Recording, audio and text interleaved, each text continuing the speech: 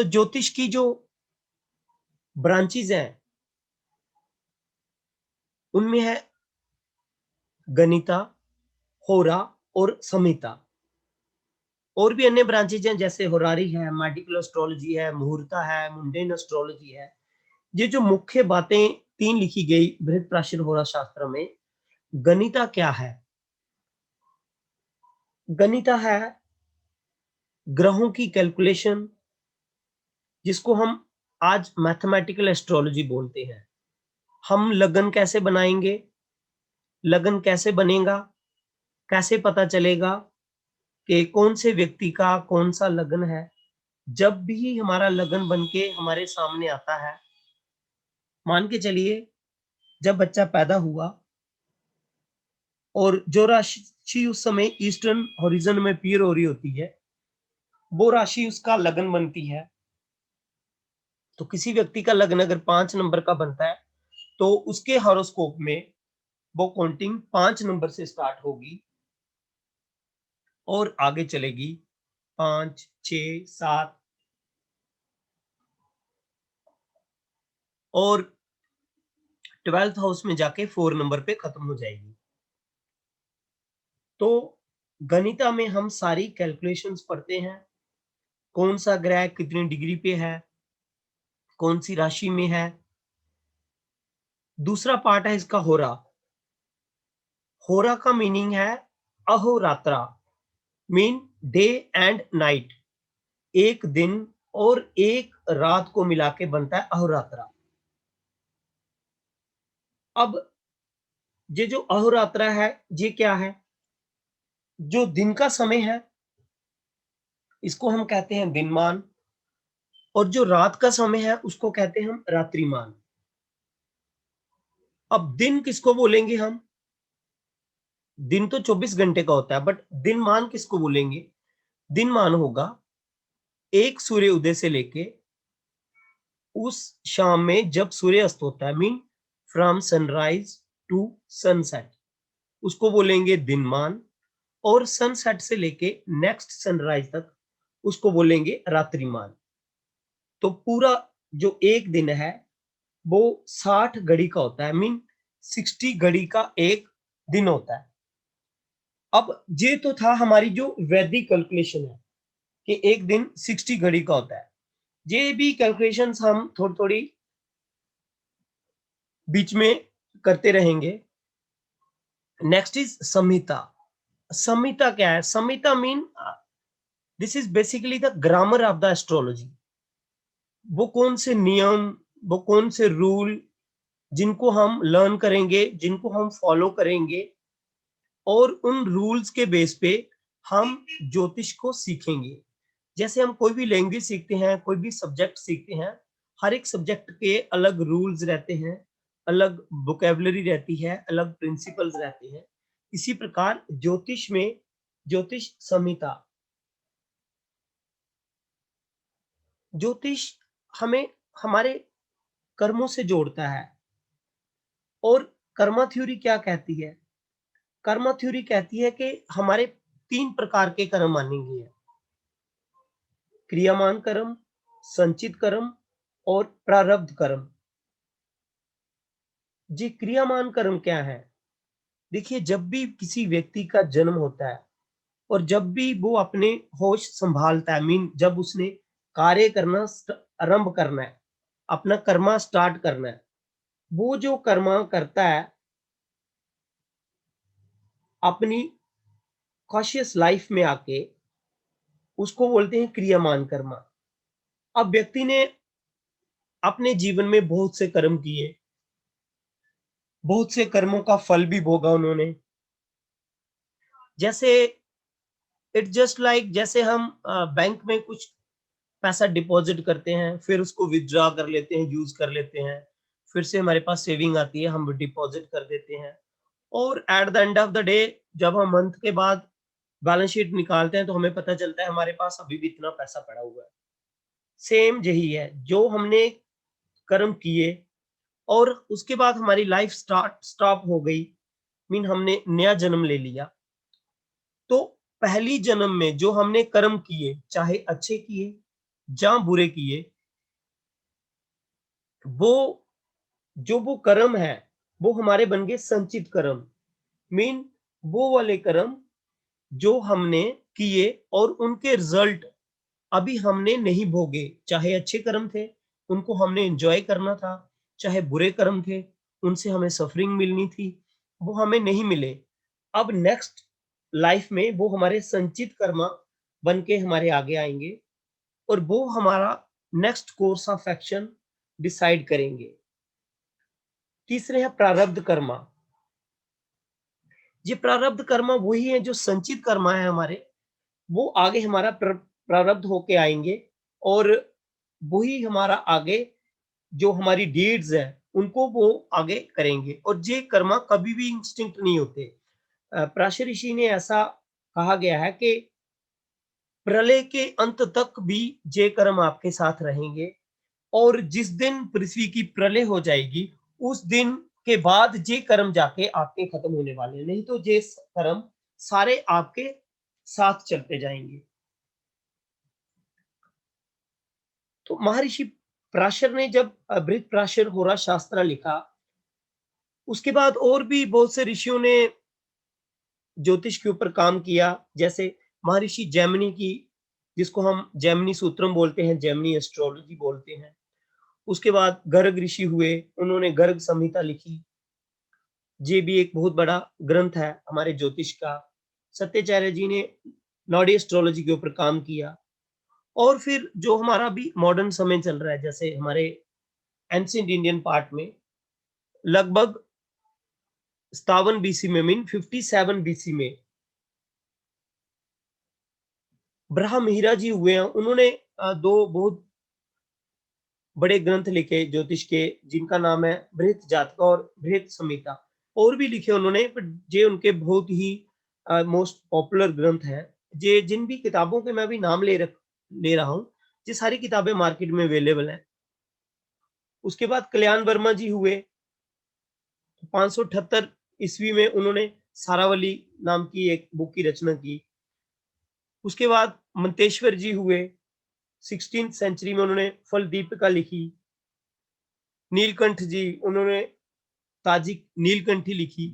ये मैं उन ग्रंथों के नाम ले रहा हूँ जिनका इतिहास में एक नाम है और इन्होंने हर एक ने एक नए नए सूत्र देके ज्योतिष को आगे बढ़ाया। इवन मॉडर्न टाइम्स में कृष्णमूर्ति जी हुए हैं, साउथ इंडियन एस्ट्रोलॉजर।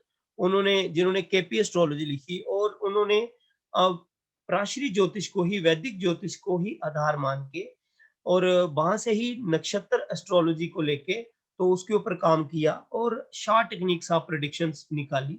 है यही ज्योतिष, पर टेक्निक्स उन्होंने प्रेडिक्शंस की डिफरेंट निकाली, जिसको आज हम केपी एस्ट्रोलॉजी के नाम से जानते हैं। फिर कृष्णमूर्ति जी के आगे फॉलोअर्स हुए काफी। कृष्णमूर्ति जी के एक फॉलोअर्स थे पंडित कार, जो उड़ीसा के थे। उन्होंने car theory of short prediction लिखी, जिसको हम सब लॉर्ड थ्योरी कहते हैं। और उसी सब लॉर्ड थ्योरी को लेके आगे फिर दिल्ली के खुल्लर साहब हुए, उन्होंने CAL लिखी, कस्पल इंटरलिंकेज थ्योरी, उसके ऊपर काम किया। मीन बहुत से लोगों ने आगे आगे पीछे वाले जो ज्योतिषी थे, एस्ट्रोलॉजर्स थे, उनके काम को आगे आगे बढ़ाते गए और उसमें नई नई चीजें ऐड करते गए, लोग शोध करते गए। अभी भी बहुत से ज्योतिष जो हमारे साथ के लोग हैं, बहुत डिफरेंट डिफरेंट विषयों में शोध कर रहे हैं, नई नई चीजें लेके सामने आते हैं। हजार हजार 500 कुंडलियों के ऊपर काम करते हैं और नई नई चीजें शोध करके सामने लाते हैं। ये तो थी एक छोटा सा हिस्ट्री का ब्यौरा कि ये हमारे ज्योतिष की बैकग्राउंड है क्या और हम क्या पढ़ने वाले हैं। देखिए, आप कोई भी ज्योतिष की विद्या पढ़िए, चाहे आप केपी एस्ट्रोलॉजी पढ़िए, चाहे आप लाल किताब पढ़िए, चाहे आप नाड़ी एस्ट्रोलॉजी पढ़िए, चाहे आप भृगु नंदी नाड़ी पढ़िए, इन सब का बेस जो माँ है, जो आधार है, वो हमारी पराशरी एस्ट्रोलॉजी है। मीन वो हमारा वैदिक सिस्टम है। सो वैदिक सिस्टम ही हमें हमारे पूरे ज्योतिष का आधार देता है। इसलिए अगर हम वैदिक ज्योतिष को अच्छे तरीके से समझ लेते हैं, इसको जान लेते हैं, तो हम कोई भी ब्रांच ऑफ एस्ट्रोलॉजी को आराम से समझ पाएंगे। अब इसमें कुछ एक पार्ट जो गणिता का आता है, जिसमें हम लगन की कैलकुलेशंस, तो मैं कोशिश करूंगा नेक्स्ट टाइम आपको लगन की कैलकुलेशन करना सिखाऊं। और उसके लिए टेबल ऑफ असेंडेंट बुक चाहिए होती है, तो जहाँ तो मैं उसकी पीडीएफ बना के आपको भेज दूंगा, नहीं तो आपको लिंक दे दूंगा, आप कहीं से वो मार्केट से परचेज कर लो। जो जो गणिता पार्ट सीखना चाहते हैं, तो उनके लिए मैं एक सेपरेट क्लास ले लूंगा। इस क्लास में मैं सभी को नहीं सिखाऊंगा शायद, क्योंकि सारे लोग शायद इंटरेस्ट ना हो वो गणिता पार्ट सीखने के लिए, क्योंकि मार्केट में डिफरेंट सॉफ्टवेयर हैं और free of cost software mobile के ऊपर काफ़ी अवेलेबल रहते हैं, जिनमें आप आराम से लगन की कैलकुलेशन करती हो और एकदम आपके सामने रिजल्ट निकल के आ जाते हैं। अब हम बात करेंगे कि हम इस कोर्स में क्या-क्या सीखेंगे। सबसे पहले हम प्लैनेट्स, जो 9 हमारे प्लैनेट्स हैं, हम उनके बारे में बात करेंगे। देखिए, ज्योतिष में हमारे टोटली 9 प्लैनेट्स हैं। अब इन 9 प्लैनेट्स में कौन-कौन से वो प्लैनेट्स हैं,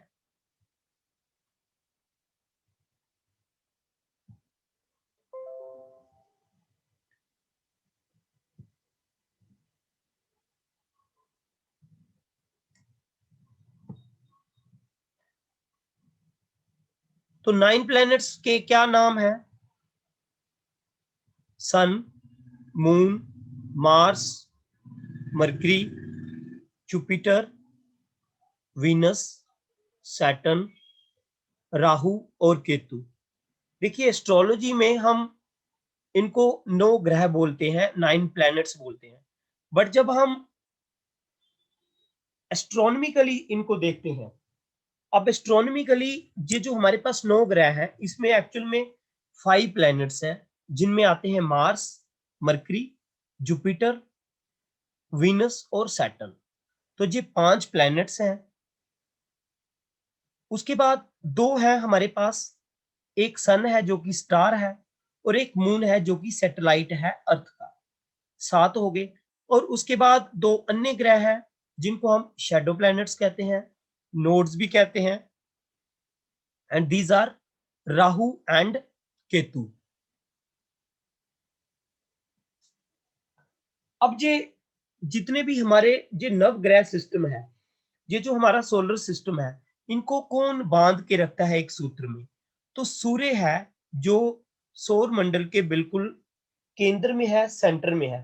तो पूरे सौर परिवार के केंद्र में होने के कारण ये सबको अपनी तरफ अट्रैक्ट करता है, सबको बांध के रखता है, और सारे जितने भी प्लैनेट्स हैं, इंक्लूडिंग अर्थ, हमारी पृथ्वी, सूर्य के इर्द गिर्द घूमती है, और वो जो मैग्नेटिक पावर क्रिएट होती है प्लैनेट की मूवमेंट से, वो सारे उस ऑर्बिट में घूमते हैं। जितना भी हमारा जो पूरा स्पेस है ऊपर का, हमने इस पूरे स्पेस को एक तो 12 हिस्सों में बांटा है। ये जो हमने इनको 12 हिस्सों में बांटा हुआ है पूरे स्पेस को, उन 12 हिस्सों को हम बोलेंगे 12 राशियां। तो 12 राशियां हैं। राशियों के बारे में हम अगली क्लास में डिस्कस करेंगे, और लगभग हम हर एक राशि को पूरे ध्यान से समझेंगे।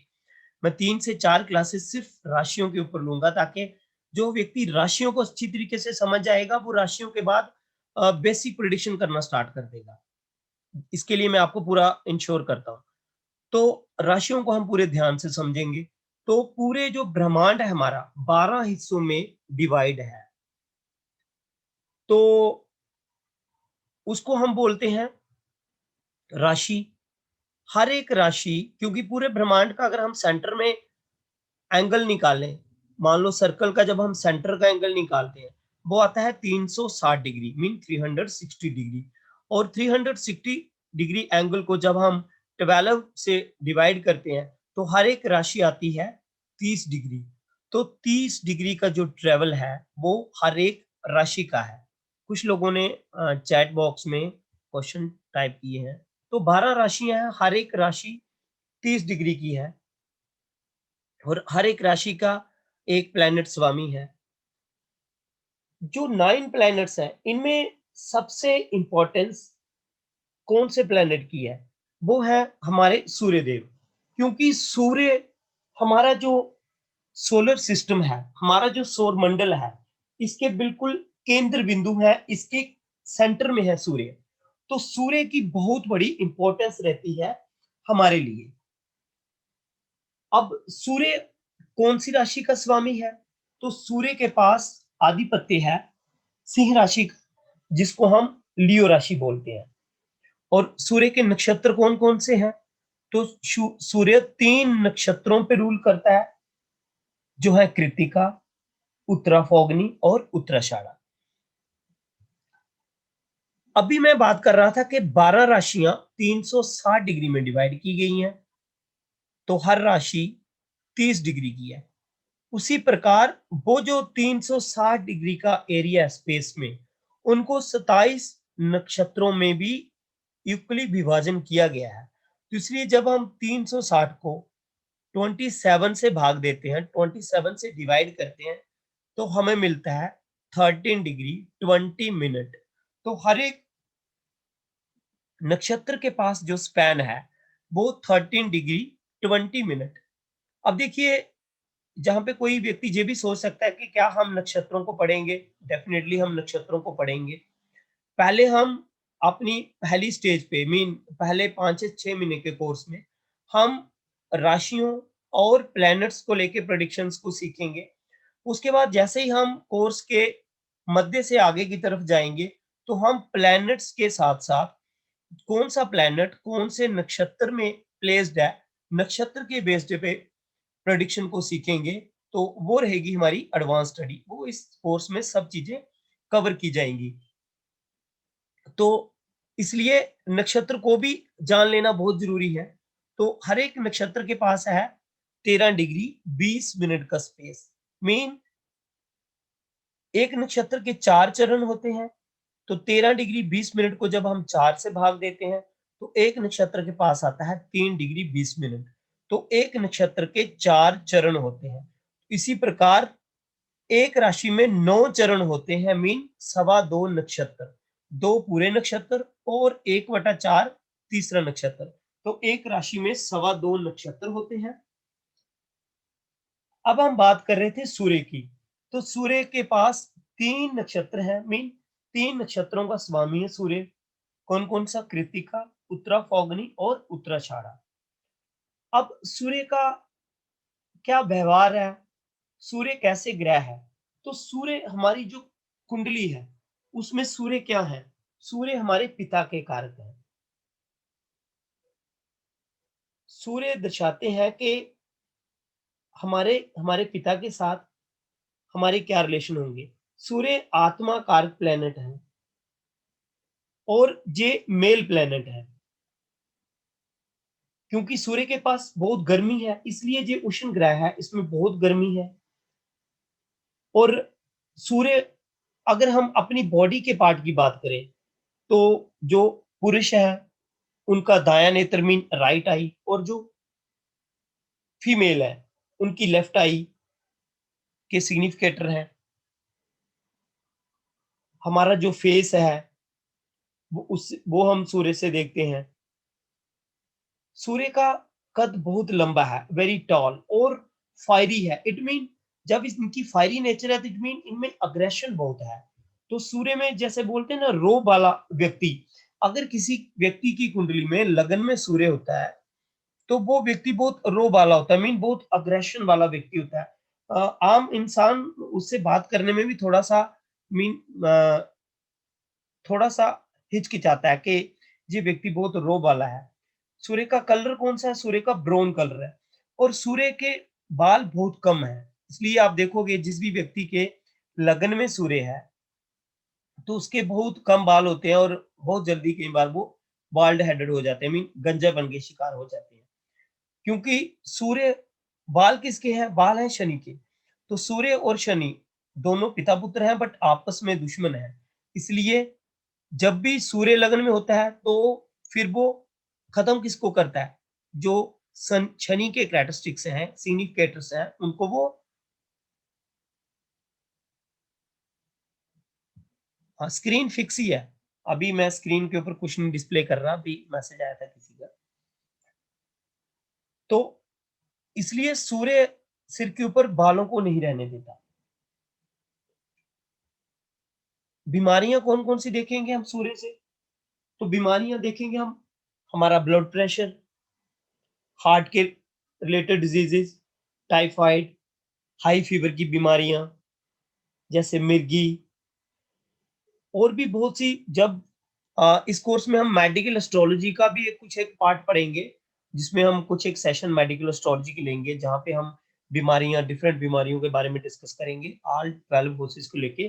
तो उस समय हम पूरे डिटेल से हर एक बीमारी के बारे में बात करेंगे।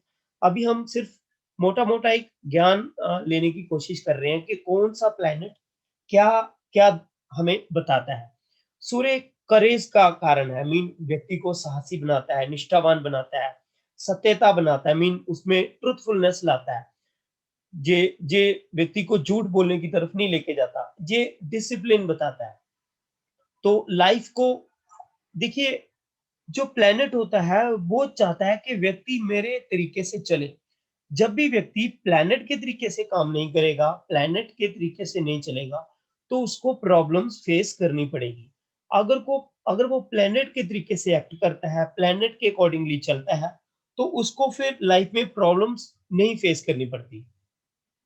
इसलिए सूर्य अब सूर्य कौन कौन सी जगहों को सिग्निफाई करता है?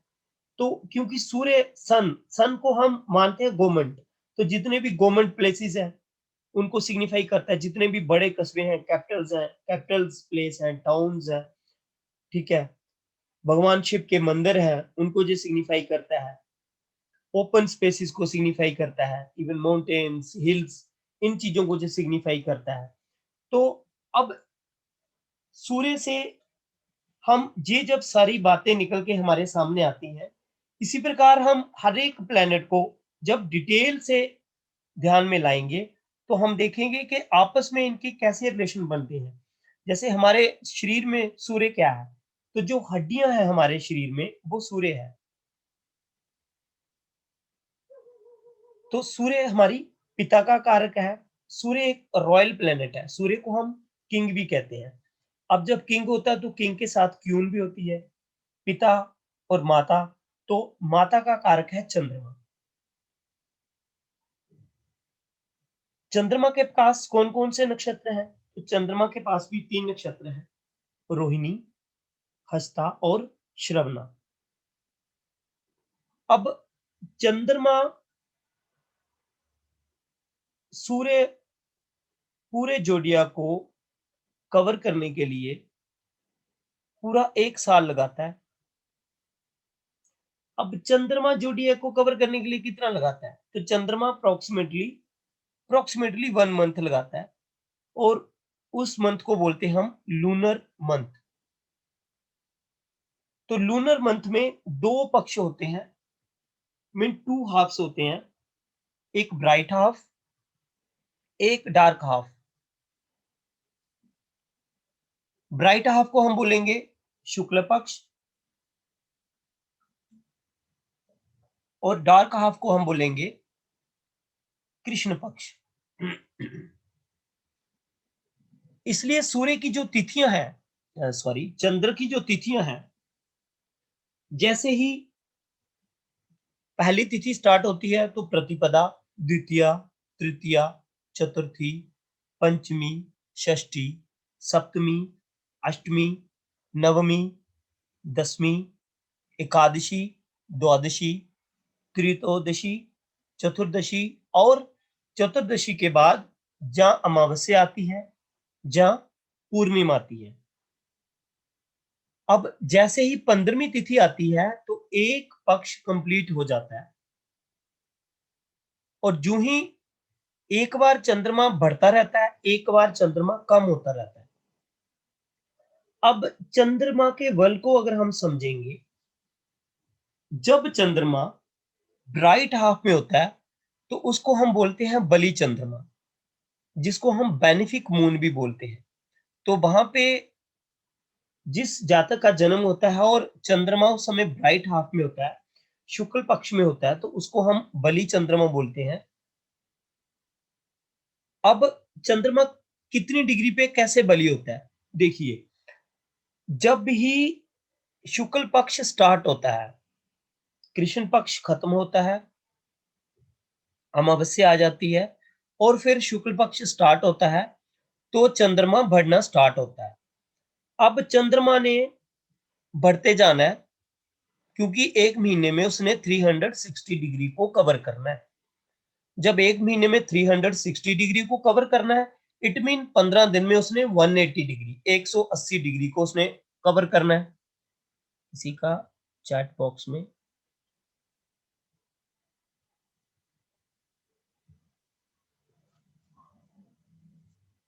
हाँ, तो चंद्रमा ने एक पक्ष को 180 डिग्री चल के कवर करना है।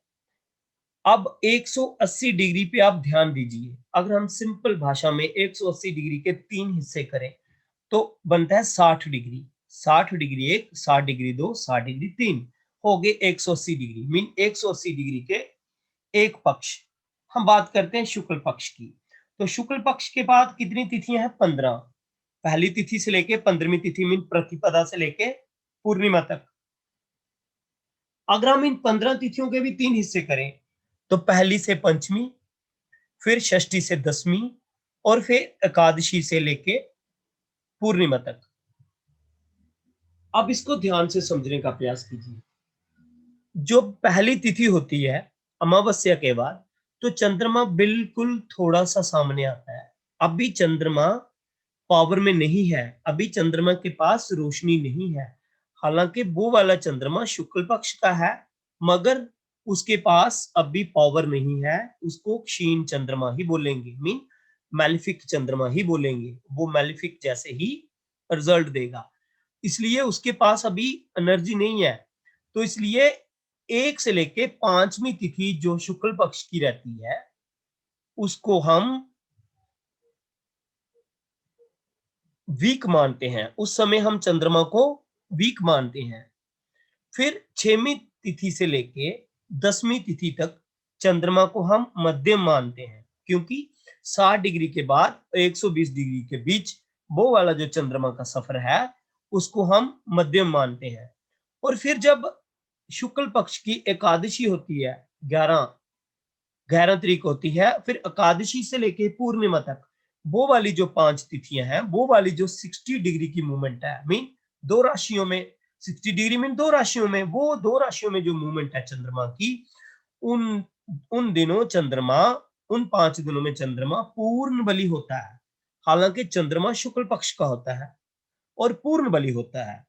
फिर जब चंद्रमा पूर्णिमा को क्रॉस करके कृष्ण पक्ष में एंटर करता है और पहली तिथि प्रतिपदा में चला जाता है, तो कृष्ण पक्ष की प्रतिपदा से लेके कृष्ण पक्ष की पंचमी तक भी चंद्रमा पूरा बली रहता है। इसलिए अगर किसी बच्चे का जन्म कृष्ण पक्ष की प्रतिपदा से लेके पंचमी के बीच होता है, उस पीरियड के चंद्रमा को भी हम लगभग पूर्ण बली ही मानेंगे। सो 60 डिग्री कौन सी? शुक्ल पक्ष के एंड वाली, मीन 11वीं तिथि से लेके 15वीं तिथि तक, मीन पूर्णिमा तक। और 60 डिग्री कृष्ण पक्ष के स्टार्ट वाली, पहली तिथि से लेके पंचमी तिथि तक। ये जो 120 डिग्री का फासला है, इन दिनों चंद्रमा पूर्ण बली माना जाता है, मोस्ट बेनिफिक माना जाता है और गुड रिजल्ट देता है। उसके बाद आ गया 6वीं तिथि कृष्ण पक्ष की। तो 6वीं तिथि कृष्ण पक्ष की से लेके 10वीं तिथि कृष्ण पक्ष तक फिर से चंद्रमा मध्य माना जाएगा, क्योंकि अभी उसके पास रोशनी है, अभी कम होता जा रहा है, अभी कम होता जा रहा है। 10वीं तिथि तक लगभग उसकी रोशनी खत्म हो जाती है, इसलिए मीन बहुत कम हो जाती है। खत्म तो उसकी रोशनी अमावस्या पे जाके होगी। तो इसलिए 11वीं तिथि से लेके फिर अमावस्या तक वो चंद्रमा हाईली मैलिफिक माना जाता है। उन दिनों जिन बच्चों के जन्म होते हैं, खासकर 13वीं 14वीं तिथि में, वो हाईली मैलिफिक लोग होते हैं। वो अपने काम सिद्ध करने के लिए किसी का भी गला काट सकते हैं, अपना काम सिद्ध करने के लिए किसी को भी रास्ते से हटा सकते हैं। उनमें कोई ऐसी भावना नहीं रहती है, बस उनको एक अपना टारगेट, अपना मिशन दिखता है। वो हाईली, जितने भी हाईली क्रिमिनल्स लोग होते हैं, उन सबका चंद्रमा बहुत क्षीण होता है और इन दिनों के आसपास 13वीं 14वीं तिथि के आसपास उनके जन्म होते हैं कि उनमें उन थोड़ी सी रोशनी रहती है और इवन के जो अमावस्या का चंद्रमा है वो भी इतना खराब नहीं है, बट अमावस्या के पहले वाले जो 2 दिन है, त्रयोदशी चतुर्दशी वाले जो दिन है, उन दिनों चंद्रमा बहुत खराब रिजल्ट देता है। ये सब बातें हम आने वाले समय में आराम से समझेंगे। तो ये थी चंद्रमा की मूवमेंट। मुझे उम्मीद है कि आपको ये समझ आ गया होगा कि हम चंद्रमा की मूवमेंट से कैसे समझेंगे कि चंद्रमा पूर्ण बली है या मध्य बली है या क्षीण चंद्रमा है। तो इस तरीके से हम चंद्रमा को समझने का प्रयास करेंगे। तो चंद्रमा क्या है? चंद्रमा हमारे मन का कारक है। तो इसलिए जो मूड्स में जो स्विंग्स होते हैं, जो हमारे मन में जो विचार उठते हैं, जो हमारे तरंगे उठती हैं, इन सबको कौन नियंत्रण करता है? इन सबको नियंत्रण करता है चंद्रमा। इसलिए आपकी लाइफ में आपके माइंड, आपका मस्तिष्क कैसा रहेगा, ये पता चलता है आपके कुंडली से, आपके चंद्रमा की स्थिति को देख के। चंद्रमा ग्रहों में सबसे तीव्र गति में चलता है, सबसे फास्ट मूविंग प्लैनेट है चंद्रमा। डेली ये कितना सफर करता है? डेली अप्रोक्सीमेटली ये 11 डिग्री से लेके 16 डिग्री चलता है। डेली 11 डिग्री से लेके 16 डिग्री चलता है। और उसके बाद फिर मरकरी और शुक्र चलते हैं थोड़े तेज, और उसके बाद आता है सूर्य, जो लगभग 1 डिग्री 1 मिनट डेली चलता है। सूर्य की गति रोज की 1 डिग्री 1 मिनट डेली होती है। जैसे आज सूर्य कौन सी राशि में है? तो आज सूर्य है वृषभ राशि में, मीन टॉरस साइन में। और टॉरस साइन में आज सूर्य कौन सी डिग्री पे होगा? तो देखिए 14 से 15 तारीख को सूर्य अपनी राशि बदलता है। तो अगर इस महीने 15 तारीख को भी बदली होगी तो आज कितनी है? 23। 15 और 8 23, तो लगभग लगभग 8 डिग्री के आसपास आज सूर्य होगा वृषभ राशि में। तो इसलिए सूर्य लगभग 1 डिग्री के आसपास एक राशि में चलता है, और चंद्रमा 12 से लेके 16 डिग्री डेली चलता है। क्योंकि चंद्रमा की मूवमेंट डिपेंड करती है उसकी मूवमेंट पे, कि वो कहाँ पे अभी मूव कर रहा है, क्या पूर्ण बली चंद्रमा है, मध्य बली है या क्षीण बली है। अब चंद्रमा से रिलेटेड हमें क्या क्या प्रॉब्लम्स आ सकती हैं?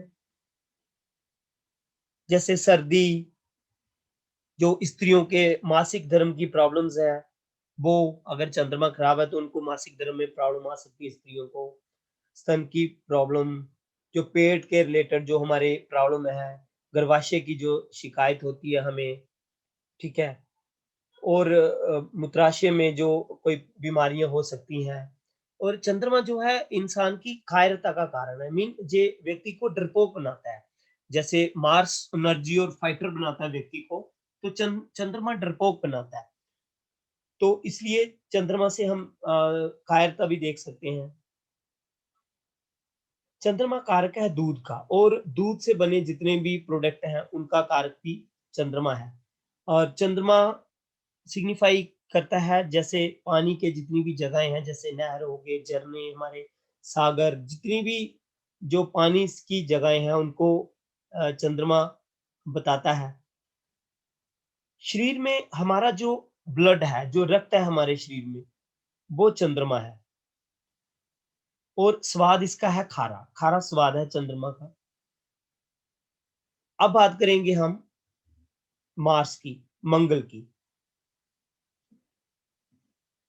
तो जब हम सोलर सिस्टम में देखते हैं तो पृथ्वी के पास जो प्लेनेट है, मीन पहले है मरकरी, फिर वीनस, फिर अर्थ, और फिर मार्स। तो मरकरी और वीनस, ये जो दोनों प्लेनेट हैं, बुध और शुक्र, इनको हम एस्ट्रोलॉजी में इनर प्लैनेट्स बोलते हैं। मीन सोलर सिस्टम में अर्थ के पहले जे आ जाते हैं, तो इसलिए इनको इनर प्लैनेट्स बोलते हैं। और अर्थ के बाद आता है मार्स, इसलिए हम इसको आउटर प्लैनेट भी बोलते हैं। तो ये जो मार्स है, इसके पास कौन कौन से नक्षत्र है? इसके पास भी 3 नक्षत्र हैं, जिनका जो रूलर है, एक है मृगशिरा, दूसरा चित्रा, और तीसरा घनिष्ठा। मार्स हमारा अग्रेशन है, हमारी एनर्जी है मार्स। तो अब मार्स बताता है कि अगर किसी व्यक्ति का कुंडली में मार्स वेल प्लेस्ड है और अपनी मित्र ग्रहों के साथ है, जहाँ अपनी राशि में प्लेस्ड है, तो ऐसा व्यक्ति कभी ना थकने वाला।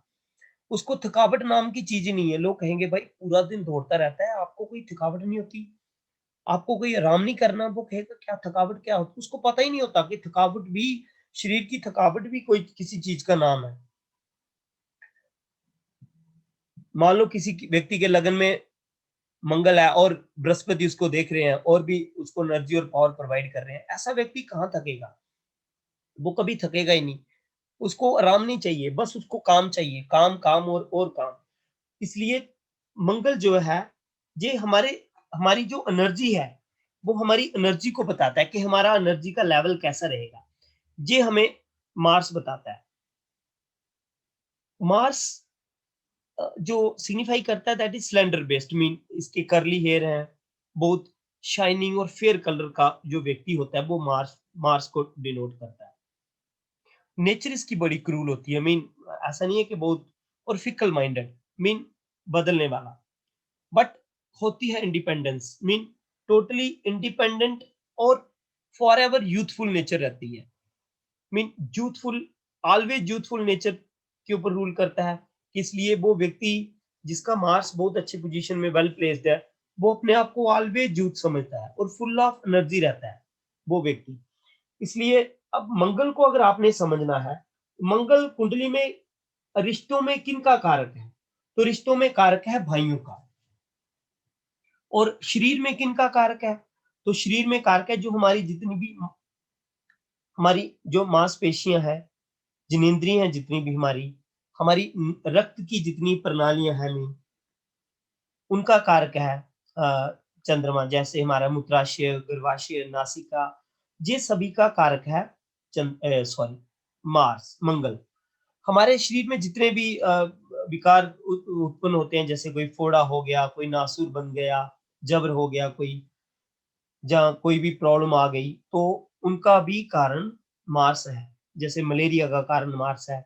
गर्भपात की जो प्रॉब्लम्स आती हैं, उसके कारक मार्स और केतु को समझा जाता है।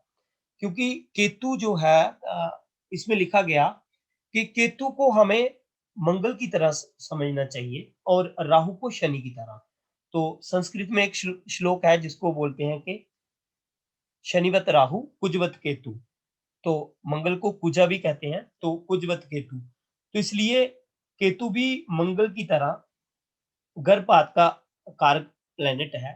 जब भी हम गर्भ के बारे में मंगल और केतु के लिए बात करते हैं, तो उससे रिलेटेड जितनी भी प्रॉब्लम्स हैं वो हम देखते हैं। इंसान में जितना जो करेज है, जो साहस है, जो पराक्रम है, जो योद्धा व्यक्ति होते हैं, मीन जो फाइटर्स होते हैं, उनमें कहीं ना कहीं मार्स उनका पूरा फुल एनर्जी में होता है, फुल पावर में होता है उनका मार्स। और मार्स एक व्यक्ति को इंजीनियरिंग की स्किल देता है। अगर मार्स और केतु दोनों मिल जाए तो वो इंजीनियर बनेगा, एक एक छोटी जो, जैसे नैनो टेक्नोलॉजी का इंजीनियर, ऐसी ऐसा इंजीनियर ऐसे ऐसे ऐसे वो चीजें बनाएगा जो बिल्कुल हम छोटी नेक डाई से भी नहीं देख सकते। ऐसा मीन बिल्कुल सूक्ष्म से सूक्ष्म काम करने में वो सक्षम होगा, जिसके पास मंगल और केतु दोनों की एनर्जी आ जाए। इसलिए इंजीनियरिंग से ये रिलेट करता है मार्स।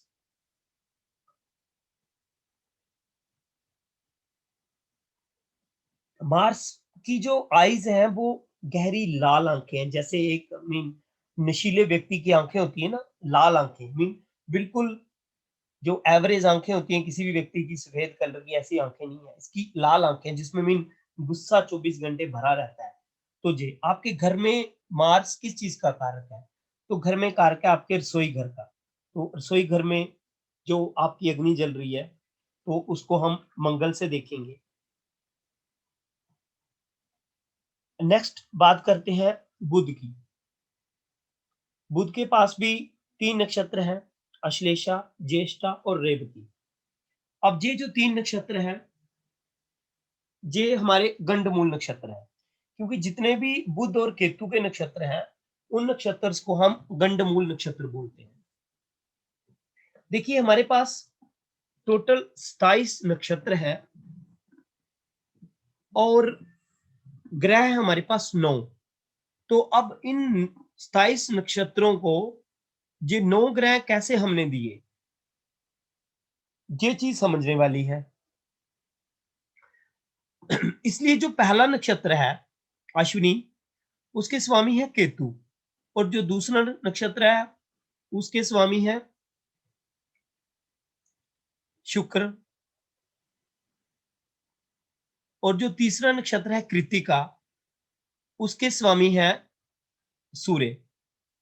इसी प्रकार जो चौथा नक्षत्र है, पांचवा नक्षत्र है, अब इनके नाम तो आपको याद हो नहीं पाएंगे, इनके मैं पीडीएफ आपको शेयर कर दूंगा। अभी किसी ने मैसेज डाला था कि पीडीएफ, तो इनके नाम है अश्विनी, भरणी, कृतिका, रोहिणी, मृगशिरा, आद्रा। ऐसे करके इनके जो स्वामी है वो Ketu, Venus, sun, moon, Mars, Rahu, Jupiter, Saturn और मरकरी। नौ नक्षत्र खत्म होने के बाद हमारे 9 प्लैनेट खत्म हो जाते हैं और राशियां कितनी खत्म होती हैं? 4।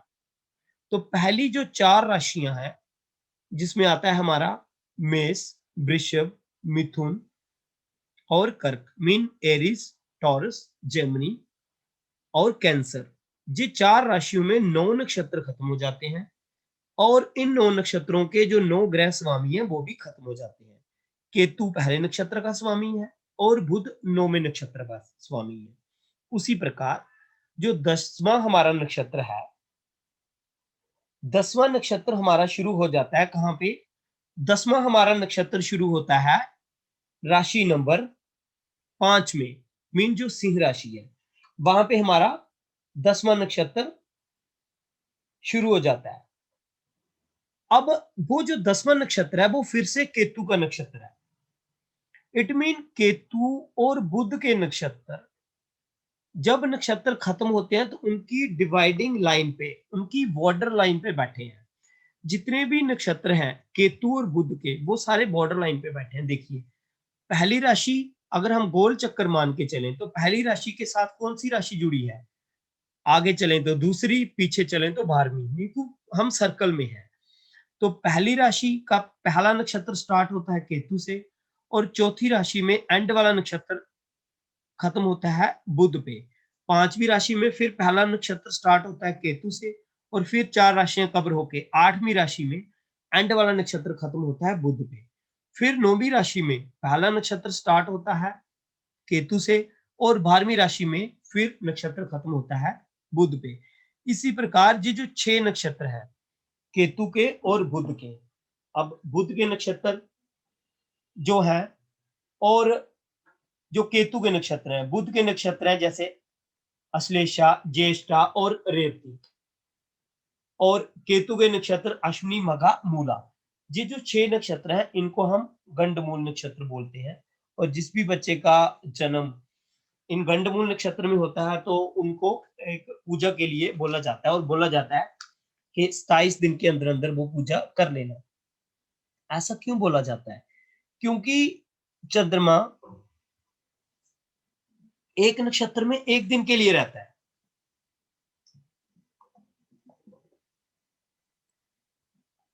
जब भी किसी व्यक्ति का जन्म होता है और उस जन्म के समय चंद्रमा जिस राशि में होता है उस राशि सॉरी चंद्रमा जिस नक्षत्र में होता है उस नक्षत्र का जो स्वामी होता है उसकी दशा लगती है उस व्यक्ति को। जैसे आज सुबह तक तो चंद्रमा था चंद्रमा के ही नक्षत्र में, अब इस समय जब हम बात कर रहे हैं तो चंद्रमा है मंगल के नक्षत्र में। इस समय जो बच्चे पैदा हो रहे होंगे उनको मंगल की दशा लगेगी, विंशोत्तरी दशा।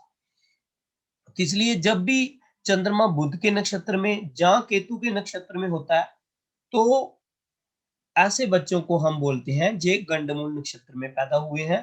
तो इनके लिए एक पूजा का विधान है और उनके लिए कुछ पूजा वगैरह करवाई जाती है, क्योंकि वो बच्चा जिस पर्टिकुलर नक्षत्र में आज पैदा हुआ वही नक्षत्र फिर 27 दिन के बाद वापिस आएगा। तो इसलिए कहा जाता है कि 27वें दिन जब वो नक्षत्र से वापिस आए तो उस दिन उस बच्चे की पूजा करवा ली जाए, ताकि 27वें दिन के बाद वो कहीं बैड इफेक्ट ना दे बच्चे को। तो इसलिए ये नक्षत्र है गंडमूल नक्षत्र। तो जो बुध जो ग्रह है, ये जो हमारा सोलर सिस्टम है, इसका सबसे जो पहला प्लेनेट है वो बुध है, इसलिए इसको हम प्रथम सदस्य, सबसे पहला सदस्य मानते हैं। ये जो प्लेनेट है इसके पास दो राशियां हैं, जैसे मंगल को अभी हमने डिस्कस किया, तो उसके पास भी दो राशियां हैं, एक एरिस और एक स्कॉर्पियो। और जो बुध है इसके पास भी दो राशियां हैं, एक जेमिनाई और एक वर्गो, मीन एक मिथुन और एक कन्या। तो दो राशियों का स्वामी है जो हमारा बुध प्लेनेट है। और ये जन्म कुंडली में बुध से हम क्या देख सकते हैं? सबसे पहले जो बुध है वो एक बालक, उसको हम समझते हैं, तो बुध प्रिंस है। जैसे जब हम प्लैनेट्स की बात करते हैं तो सूर्य और चंद्रमा ये दोनों रॉयल प्लैनेट्स हैं, क्योंकि सूर्य राजा है और चंद्रमा रानी है, क्वीन है। और जो मार्स है वो उनकी आर्मी का कमांडर है। और जो बुध है वो उस राज्य का प्रिंस है। ये बुध छोटा बच्चा है, और इसलिए इस बच्चे का बिहेवियर कैसा रहेगा? इसका बिहेवियर है जे, क्या ये मैलिफिक प्लेनेट है या बेनिफिक है? तो ये जिस भी प्लेनेट के साथ बैठता है वैसा अपना व्यवहार बना लेता है। अगर ये मैलिफिक के साथ बैठेगा तो मैलिफिक बिहेव करेगा, अगर ये बेनिफिक के साथ बैठेगा तो बेनिफिक बिहेव करेगा। इसलिए बुध को हम इस प्रकार से समझ सकते हैं। अब बुध कौन कौन सी प्रॉब्लम का कारक है?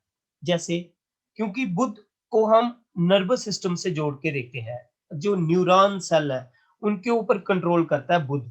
तो जितनी भी इंटेलिजेंस, आर्टिफिशियल इंटेलिजेंस के काम है बुध देखता है। हमारे मानसिक रोग, हमारे मस्तिष्क जबर, जैसे हम हकलाते हैं, स्टैमरिंग, हमारी त्वचा की प्रॉब्लम है, जो हमारी स्किन रिलेटेड जो प्रॉब्लम रहती हैं,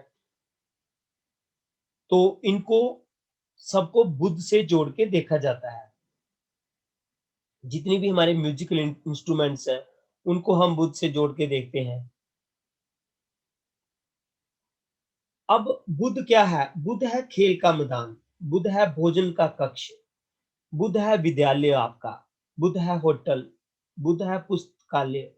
मीन ये जो फल भंडार, भंडार कक्ष, ये सब चीजें बुध को सिग्निफाई करती हैं। अब जो जीव जंतु है, बुध बहुत ही चालाक है, हालांकि बालक है, जिसके साथ बैठता है उसी के जैसा बिहेव करता है, बट चालाक बहुत है। इसलिए जो जीव जंतु है, जैसे गिरगिट रंग बदलता है ऐसे बुध रंग बदल देता है। मीन जिस भी प्लैनेट के इन्फ्लुएंस में आएगा वैसा बिहेव करना शुरू कर देगा। तो ये बहुत ही चालाक है और बहुत ही तेज दिमाग रखने वाला प्लैनेट है। इसलिए बुध को जब भी हमने समझना है तो बुध को समझना हमने बुद्धि, मीन जो हमारे पास बुद्धि है, जो हमारा इंटेलिजेंस है, और शरीर में हमारी जो स्किन है वो बुध है। और बुध का जो आकृति है, बुध का जो आकार है, ये बहुत ही सॉलिड और बड़ा आकार है। सॉलिड और बड़ा आकार है बुध का। और भाषा इसकी बहुत मधुर, मीन बहुत मीठी बोली है। और दूसरी बात है जी, बहुत मीन जैसे बोलते हैं ना, मेलोडी के साथ बात करता है, और मजाक के साथ बात करने वाला व्यक्ति, मजाकिया व्यक्ति जिसको मीन मजाक पसंद हो, तो ये वैसा बुध है। ये थी कुछ बुध की खास बातें। बुध एक मीन बुध के पास सबसे जो एक बड़ी कला है वो है स्पीकिंग स्किल की। मीन जो जितने भी लोग पब्लिक स्पीकिंग में होते हैं, जैसे जो जितने भी लोग आजकल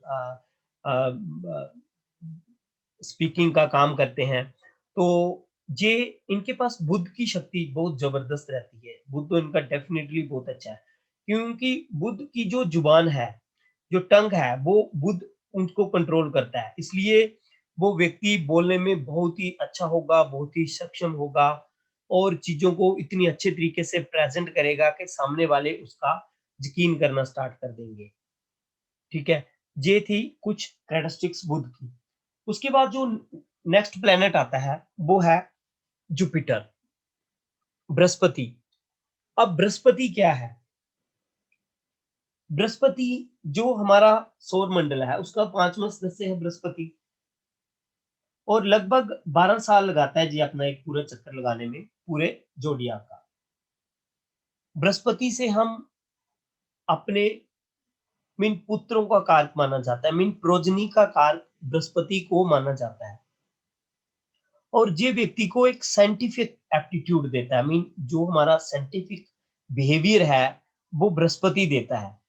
हमारे पास जितनी धन दौलत है, नेम है, फेम है, सन्स हैं, ग्रैंड सन्स हैं, बच्चे हैं, ये सब हम कहाँ से देखते हैं? बुध से। हमारा एजुकेशन कैसा रहेगा, एजुकेशन का लेवल हमारा कैसा होगा, जी हम देखते हैं बुध से। बुध जो हमारी जो प्लेनेट की जो रॉयल सभा है उसमें बुध क्या है? बुध सॉरी बृहस्पति क्या है? बृहस्पति है वहां पे एक मिनिस्टर, मंत्री। तो मिनिस्टर किस व्यक्ति को बनाया जाता है? जो मोस्ट लर्न पर्सन रहते हैं। इसलिए बृहस्पति एक लर्न पर्सन है, जिसका बृहस्पति बहुत पावरफुल होता है, वेल प्लेस्ड होता है। मान लो लगन में बृहस्पति है तो समझो वो बॉर्न लर्न व्यक्ति। हमने देखे बहुत से बच्चों की कुंडली देखी, हम सारी कुंडली वो केस स्टडी आपके साथ डिस्कस करेंगे। इवन मेरे बेटे का बृहस्पति लगन में है और वो जिस चीज को देखता है उसको एकदम समझ लेता है।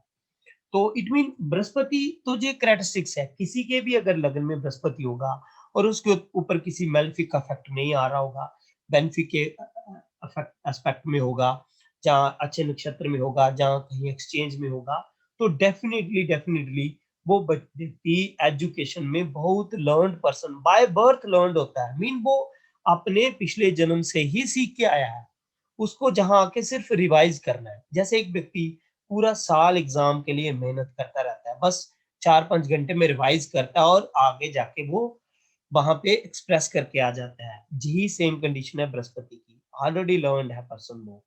इसलिए बृहस्पति बहुत लर्नड पर्सन है, उसके पास क्विकनेस है बृहस्पति के पास।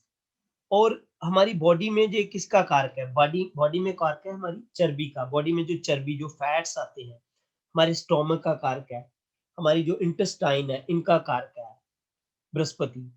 बृहस्पति भी 3 नक्षत्रों के ऊपर रूल करता है, जो है पुनर्वसु, विशाखा और पूर्व भाद्रपद। तो ये जो 3 नक्षत्र हैं ये बृहस्पति के पास है। बृहस्पति हमारे धर्म का कारक है, तो इसलिए बृहस्पति को धर्म से जोड़ के भी हम देखते हैं। मीन जो हमारा धर्म है वो हम बृहस्पति के, इसलिए हम कहते हैं कि जो जैसे जो 9 लगन वाले व्यक्ति होते हैं, जिनका लगन नंबर 9 होता है, उनका रूलर कौन सा होता है? बृहस्पति। तो ऐसे व्यक्तियों को देखा गया वो धार्मिक स्वभाव के व्यक्ति होते हैं, और उनको ज्यादातर यही एडवाइस किया जाता है कि उनको दूसरे धर्म के धर्म स्थानों पे नहीं जाना चाहिए, क्योंकि उनका बाय बर्थ ही जो झुकाव है वो धर्म की तरफ रहता है। तो इसलिए वो कभी धर्म परिवर्तन भी कर सकते हैं। मीन क्योंकि वो किसी भी धर्म से जुड़ाव रख सकते हैं, कभी भी धर्म के साथ जुड़ सकते हैं, किसी भी धर्म की उनको कोई अच्छी बात लग सकती है। इसलिए उनको दूसरे धर्मों में जाने, मंदिरों में, दूसरे धर्म की धर्म स्थानों में जाने के लिए अवॉइड करना चाहिए, क्योंकि बृहस्पति जो है वो धर्म का कारक है। इसलिए बृहस्पति व्यक्ति को धर्म से जोड़ता है। अब क्योंकि बृहस्पति के पास क्या है? नॉलेज। इसलिए जितने भी विद्यालय हैं, महाविद्यालय हैं, उनको बृहस्पति रूल करता है। जितने भी राजमहल हैं, पैलेसेस हैं, उनको बृहस्पति रूल करता है। जैसे सभा के भवन है, जहाँ धार्मिक स्थान है, उनको बृहस्पति रूल करता है। जितनी भी कोर्ट्स हैं, न्यायालय है, कोर्ट्स, उनको बृहस्पति रूल करता है। तो बृहस्पति का स्वभाव कौन सा है? अभी हम स्वभाव भी पढ़ेंगे सभी ग्रहों के। तो ये सात्विक स्वभाव का है, इसको कुछ ज्यादा नहीं चाहिए, जिसको संतुष्टि है, बस इसको नॉलेज चाहिए। नॉलेज इसके पास बहुत है, इसको संतुष्टि है, थोड़े में ही ये गुजारा कर सकता है। जैसे मार्स है, तो मार्स सात्विक नहीं माना जाता, ठीक है, वो आगे चल के हम डिस्कस करेंगे सबको। तो बृहस्पति तो शरीर में जो मेन इसके ऊपर ध्यान देना है, ये चर्बी का कारण है, फैट्स का कारण है। इसलिए जब भी बृहस्पति की दशा आए, सबसे पहले आपने फैटनेस पे ध्यान दे सकते हो, क्या व्यक्ति में कहीं फैटनेस आने की संभावना तो नहीं है, बृहस्पति क्या अफेक्टेड तो नहीं है। ये सब बातें जब हम प्रेडिक्शन में जाएंगे तो फिर से हम ध्यान में लाएंगे। बृहस्पति का स्वाद कैसा, तो इसका मीठा स्वाद है। रंग कैसा है, रंग इसका पीला है, तो पीले वस्त्र बृहस्पति को सिग्निफाई करते हैं। अब बीमारियां कौन कौन सी हैं बृहस्पति के पास, तो नेचुरली जब फैट आएगा तो लीवर से रिलेटेड ट्रबल्स भी आएंगे आपको, ठीक है। और दूसरी फैट से रिलेटेड, डाइजेस्टिव से रिलेटेड और सम किडनीज की कुछ बीमारियां बृहस्पति से हम जोड़ के देख सकते हैं। इवन बृहस्पति से जोड़ के हम कैंसर तक भी देख सकते हैं। जो बिनाइन कैंसर मीन बिल्कुल छोटे फोड़े फुंसी वाले छोटे कैंसर है, उनको हम बृहस्पति से देखते हैं, और जो बड़े लेवल के कैंसर है उनको हम राहु से देखते हैं। तो बृहस्पति हमारा गुरु है। जितने भी हमारे पूर्वजों के गुरु हैं, जो हमारे कुल के पुरोहित हैं, वो उनको हम बृहस्पति समझते हैं। जो मंदिर के पुजारी हैं वो सारे बृहस्पति हैं, जुपिटर है हमारे लिए। हमारा टीचर हमारे लिए बृहस्पति है, ठीक है। तो इन सबका अगर हम आशीर्वाद लेते हैं, इनसे अगर हम अच्छी सपोर्ट लेते हैं, तो हमें नॉलेज में डेफिनेटली, हमारी नॉलेज में अच्छी बढ़ोतरी होती है। अब जब इस प्लानिटरी सभा में एक मिनिस्टर है जुपिटर, और उसके साथ वाला जो दूसरा मिनिस्टर है वो है वीनस। वीनस भी गुरु है। बृहस्पति जो है वो देवताओं को गुरु है, और जो वीनस है वो दानवों की गुरु है। इसलिए एक बार कहा गया कि जब वीनस ने अपनी बेटी की शादी करनी थी, तो वो शादी विवाह संपन्न हो पा रहा नहीं था। बार बार विवाह विवाह में अड़चने आ रही थी। तो शुक्र देव ने बृहस्पति देव को कहा कि आप मेरी बेटी की शादी में रहिए। तो बृहस्पति ने कहा क्या दिक्कत क्या आ रही है आपको, आप तो खुद गुरु हो दानवों के। उन्होंने कहा नहीं, आप आइए। तो जब तक बृहस्पति वहां रहे, शादी संपन्न हो गई। तो बृहस्पति देव ने पूछा शुक्र देव से कि देखिए शादी तो संपन्न हो गई, फिर आपने इतनी चिंता क्यों जाहिर की। उन्होंने कहा नहीं बृहस्पति देव, जब तक आपकी दृष्टि जिस जगह पे बनी रहती है, वहां पे चीजें ऑलवेज अच्छी ही होती हैं। इसलिए जब भी हम आगे जाके दृष्टियों को सीखेंगे, तो जहां भी बृहस्पति की दृष्टि होती है, जैसे 5, 7, 9, पांचवी दृष्टि, सातवीं दृष्टि और नौवीं दृष्टि बृहस्पति देव देते हैं, तो उन घरों पे, जिन घरों पे आपकी कुंडली में बृहस्पति की दृष्टि जारी होती है, वहां पे हमें उन भावों के अच्छे ही रिजल्ट मिलते हैं। चाहे वो किसी भी घर पे जारी हो, तो हमें रिजल्ट अच्छे ही मिलते हैं। इसलिए जो नेक्स्ट मिनिस्टर है इस प्लानिटरी के, वो हैं हमारे शुक्रदेव। शुक्रदेव के पास भी 3 नक्षत्रों के ऊपर आधिपत्य है, वो है भरणी, पूर्वा फाग्नि और पूर्वाषाढ़ा। शुक्र क्या है, शुक्र एक बीज कारक प्लेनेट है, मीन जो सीमन है, जो हम में बच्चे पैदा करने की क्षमता है, मर्दों में खासकर, वो है शुक्र। इसलिए शुक्र का सेव होना कुंडली में बहुत जरूरी है। जब जब शुक्र सूर्य से अफ्लिक्टेड होता है, मान लो शुक्र और सूर्य कुंडली में एक ही हाउस में आ जाते हैं, और विद इन 1 डिग्री आ जाते हैं, तो शुक्र जो है वो कंबस्ट हो जाएगा, उसको हम बोलेंगे शुक्र अस्त हो गया। तो ऐसे कंबशन से शुक्र के पास वो पोटेंसी नहीं रहती। तो डेफिनेटली अगर आप ऐसे व्यक्ति को बोलेंगे कि आपने जो है वो स्पर्म काउंट के लिए टेस्ट करवाइए, तो डेफिनेटली उसमें डेफिशिएंसी आएगी, और बहुत हाई लेवल की डेफिशिएंसी आएगी, क्योंकि सूर्य उनको जला देता है। इसलिए शुक्र कारक है इस चीज का। तो ये जो व्यक्तियों में मर्दानगी है, वो सारी शुक्र की वजह से आती है। अगर शुक्र उनका अफ्लिक्टेड है, तो वो मर्दानगी उनमें नहीं रहेगी। शुक्र का कलर क्या है, एक तो शुक्र एक, इसको हम फीमेल प्लैनेट बोलते हैं, तो इसका कलर है ब्लैक, और बाल है घुंघराले, करली बाल है। आज हम देखते हैं नया ट्रेंड आया है हेयर स्ट्रेटनिंग का। तो अगर किसी का बेल प्लेस शुक्र है, और उस खास करके लेडी के करली बाल है, जैसे ही वो अपने करली बालों को स्ट्रेट करवा देती है, तो शुक्र की जो बेनिफिशियंस है, जो गुड फैक्ट्स हैं, वो आना कम हो जाते हैं। और शुक्र क्या है? शुक्र है हमारी सुख सुविधाएं, शुक्र है हमारा ऐशो आराम, हमारी फैसिलिटीज, हमारी गाड़ियां, हमारे बड़े घर, बंगले, तो उनमें कमी आना स्टार्ट हो जाएगी। इसलिए जब भी आपने कभी भी ये चीजें करनी हो तो अपने शुक्र की स्थिति को देखिए। क्या शुक्र तो आपका मेन प्लैनेट नहीं है जो आपको ये सारी सुविधाएं दे रहा है, और फिर आप शुक्र के साथ कुछ मीन आप छेड़छाड़ कर रहे हो?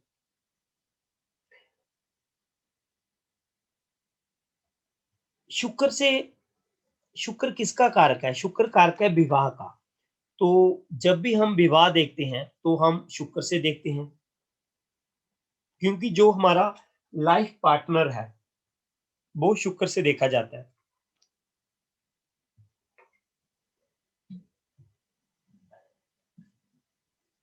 शुक्र के पास भी दो राशियां हैं, एक राशि नंबर 2 और राशि नंबर 7। दूसरी राशि हो गई टॉरस और 7 नंबर की हो गई लिब्रा। तो दो राशियां शुक्र के पास।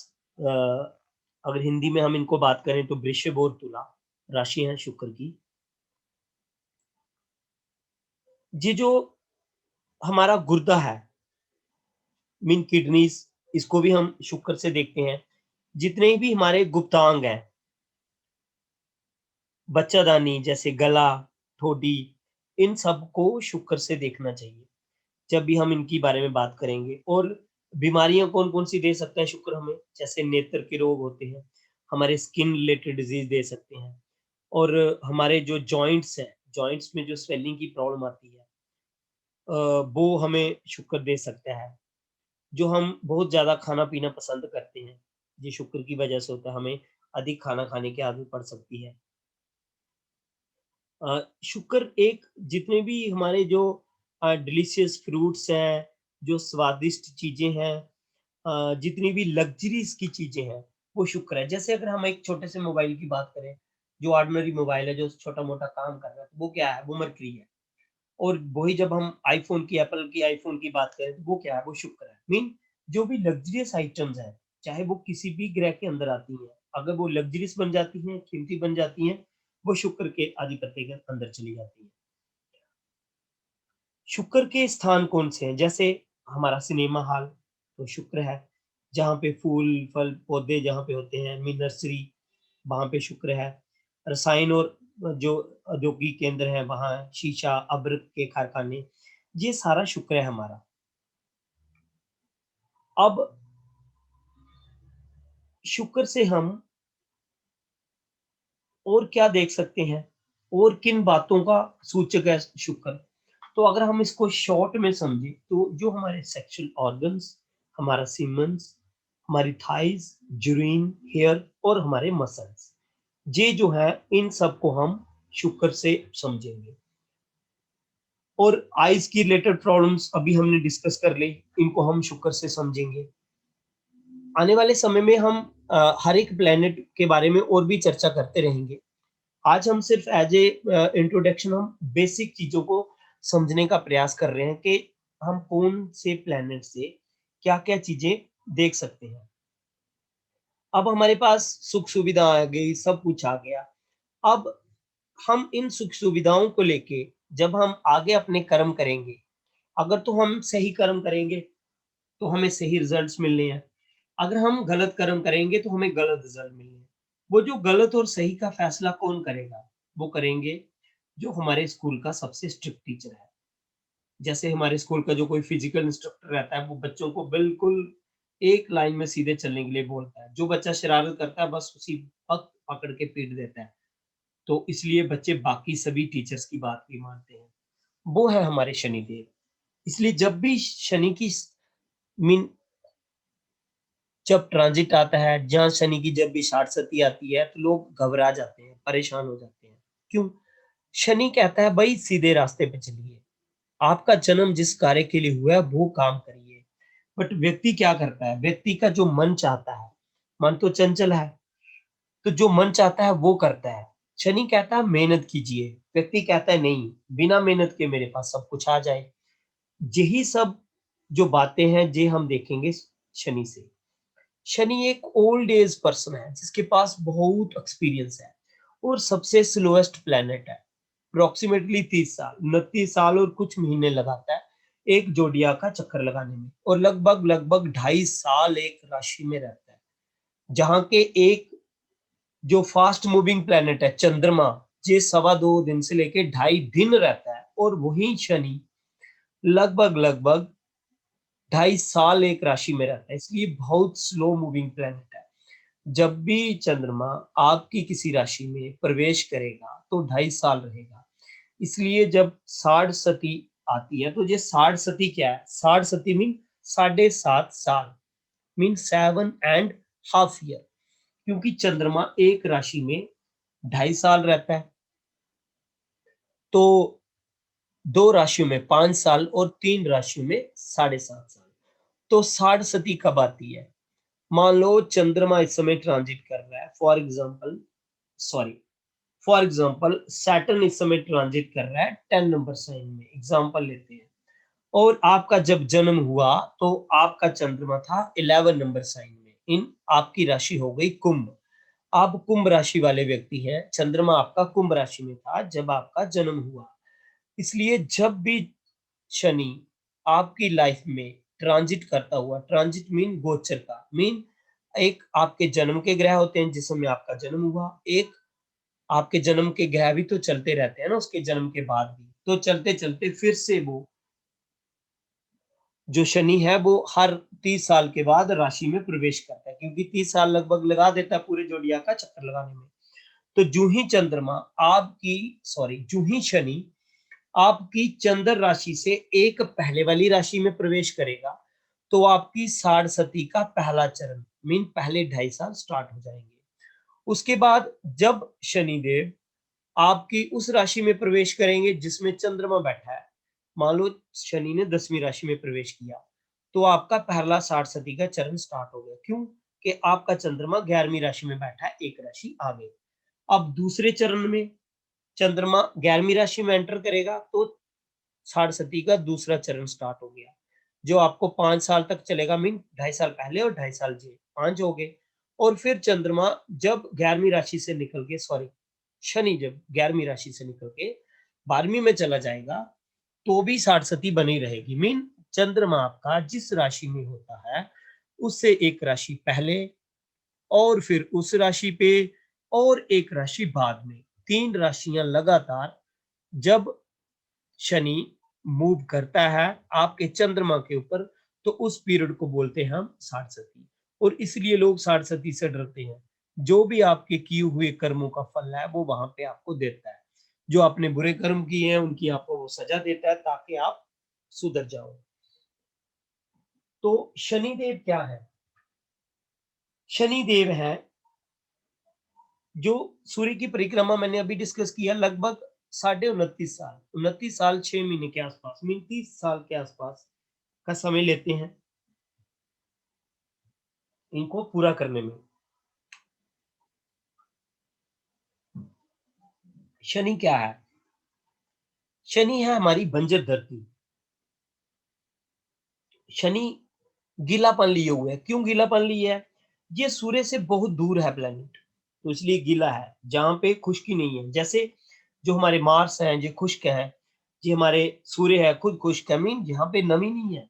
तो शनि के पास नमी है और ये ठंडा है। क्यों ठंडा? इसलिए है कि सूर्य से दूर है, जहां पे सूर्य की गर्मी नहीं पहुंचती है। और ये नपुंसक ग्रह है, मीन ये ना फीमेल है ना फीमेल है। और इसके पास 2 राशियां हैं, एक है मकर और एक कुंभ, मीन कैप्रिकॉर्न और एक्वेरियस। 2 राशियों का आधिपत्य है शनि के पास। और इसके पास 3 नक्षत्रों का आधिपत्य भी है, वो है पुष्य, अनुराधा और भाद्रपद। तो इन जब 3 राशियों में शनि होते हैं, अब ये हमारे कुंडली में क्या भूमिका निभाते हैं? सबसे जो मोस्ट इंपॉर्टेंट बात देखी जाती है वो है हमारी आयु निर्णय, मीन लॉन्जिविटी। तो लॉन्जिविटी का कारक भी इसको माना जाता है। शनि के आधार पे लॉन्जिविटी भी हम कैलकुलेट करते हैं। शनि के पास भी हमारी हड्डियों का काम, हमारे बाल, हमारे कान, हमारे दांत, इन चीजों के ऊपर भी इसका नियंत्रण है शनिदेव का। इसलिए बीमारियां जो जिनके ऊपर कारक है वही बीमारियां भी वही लेके आएंगे। जैसे दांत में दर्द होना, तो शनि इसको कारक माना जाता है। और जैसे चेचे की प्रॉब्लम, दमा की, टीबी की, हकलाना की प्रॉब्लम भी शनिदेव से देखते हैं। हकलाने की प्रॉब्लम हम बुध से भी देखते हैं, शनि से भी देखते हैं। जैसे लकवा मार जाता है, वो प्रॉब्लम भी शनिदेव से देखते हैं। नामर्दी की प्रॉब्लम भी शनिदेव से देखी जाती है। और जो हमारे मिट्टी का तेल, पेट्रोलियम, कोयला, जितने भी ये हमारे जो प्रोडक्ट हैं, ये सारे शनिदेव के अंडर आते हैं। स्थान शनिदेव के पास कौन सा है? जैसे बुध के पास, शुक्र के पास इतने अच्छे अच्छे स्थान थे, शनिदेव के पास कौन सा स्थान है? अब शनिदेव के पास स्थान है जंगल, गुफाएं, रेगिस्तान और पुरानी इमारतें, और खास करके डिस्प्यूटेड जगह, डिस्प्यूटेड लैंड। ठीक है, ये शनिदेव के पास है। कुएं, सुरंग, ये सारी जगह हैं शनिदेव के पास। और स्वभाव इसका भी तामसी ही है। जहां कूड़ा है, करकट है, गंदी जगह है, वहां भी हम शनिदेव को देख सकते हैं। वो भी जगह शनिदेव के पास है। शनि जो बॉडी के और पार्ट्स हैं, जैसे हम अपने मसल्स को देखते हैं, तो मसल्स को भी हम शनिदेव से देख सकते हैं। हमारे पाँव का भी कारक हमारा शनिदेव है। और अभी हमने डिस्कस किया ये नपुंसक ग्रह तो है। अब दो प्लेनेट हमारे पास बचे, वो है राहु और केतु। राहु और केतु एक्चुअल में प्लैनेट्स नहीं है, they are shadow, they are nodes. जब अब ये कहाँ पे बनते हैं, ये हमारे ब्रह्मांड में कहाँ पे है, क्या एक्चुअल में है? तो एक्चुअल में राहु और केतु नाम का कोई प्लेनेट नहीं है। दीज आर छाया ग्रह, these are the points, imaginary points हैं। देखिए, जो हमारी अर्थ है वो सूर्य के इर्द गिर्द चक्कर लगाती है। और जिस पाथ पे अर्थ ट्रेवल करती है, जिस पाथ पे अर्थ ट्रेवल करती है, वो जो पाथ है, अर्थ जिस पे ट्रेवल करती है, उस पाथ को देखिए। और उसके बाद ये जो चंद्रमा है, चंद्रमा किसके इर्द गिर्द ट्रेवल करता है? अर्थ के, क्योंकि अर्थ का सैटेलाइट है। तो चंद्रमा भी एक पाथ लेके ट्रेवल करता है। अब ये दोनों जो पाथ हैं जो आपस में कटते हैं, मैं आपको अभी स्क्रीन पे लेके चलता हूं।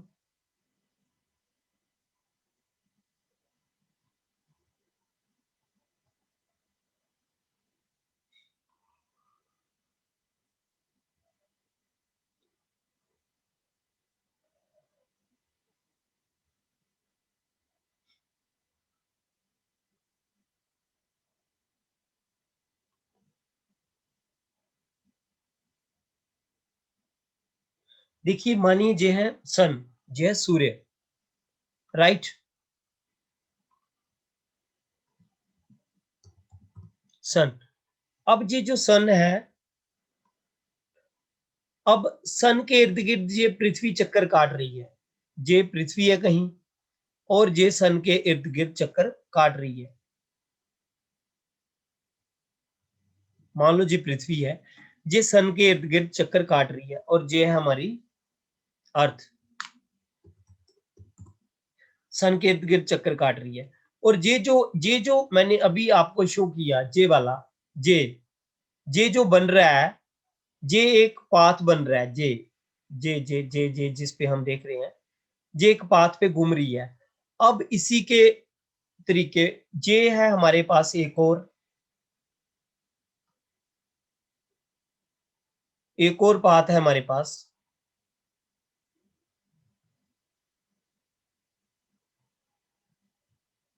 ये किसका पाथ है? ये पाथ है चंद्रमा का, क्योंकि चंद्रमा जो है वो अर्थ के इर्द गिर्द चक्कर काटता है।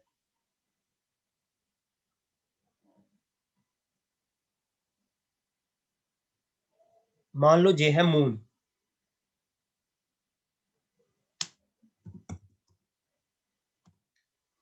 तो चंद्रमा अर्थ के इर्द गिर्द चक्कर काटता है।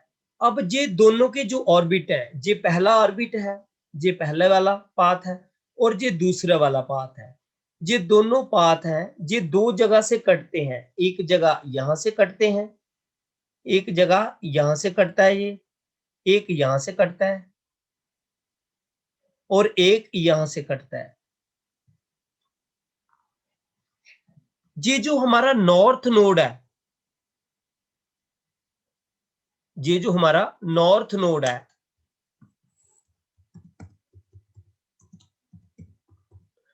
This is called Rahu. And और ये जो हमारा साउथ नोड है, ये वाला नीचे वाला,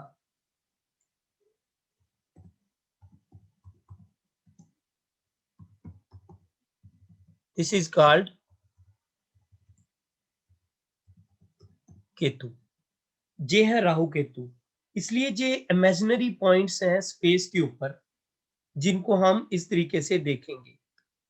और देखा गया है कि Rahu and Ketu are the most powerful planet. ये जो एक्चुअल में जो प्लैनेट्स हैं, ये इनसे भी ज्यादा पावर रखते हैं। जब हम अपने ग्रंथों की स्टडी करें तो वहां भी हमने देखा, जब समुद्र का मंथन हुआ तब भी उसके बाद राहु केतु बने। तो राहु क्या है? राहु है हेड, और केतु क्या है? केतु है बॉडी, हेडलेस। इसलिए राहु क्या है? राहु हेड है। हेड मीन सोच। अगर किसी व्यक्ति के लगन में राहु है, वो निरंतर सोचता रहता है, उसका हेड ऐसे चलता है जैसे मशीन चल रही है, जैसे घड़ी की सुई कभी नहीं रुकती है, टिक टिक टिक टिक टिक टिक करती रहती है।